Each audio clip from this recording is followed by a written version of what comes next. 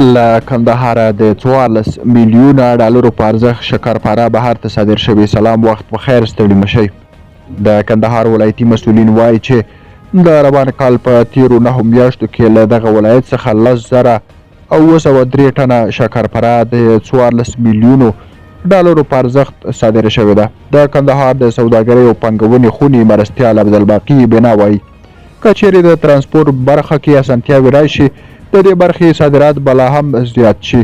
دوی وایي د بهرني هیوادونو له ډلې چین هغه هیواد دی چې زیاته شکر پاره ورته صادر شوې ده. د بنا په خبره هغه سوداګر چې د میوې د ساتلو په موخه یو ډول کیمیاوي مواد کاروي باید په سم ډول وکارول شي، ځکه نړیوال بازار کې د شکرپارې د کتنې پر مهال ډیر وخت شکرپاره له همدې امله ښه بازار نه لري. د شکرپارې سوداګر وایي اوس مهال یې بازار ښه شوی دی. دوی وایي لومړۍ درجه شکرپاره چې یو من یې له 8.5 تر 900 افغانیو پورې ورځنی قیمت لري. درنو لیدونکو، له ملتیا مو مننه.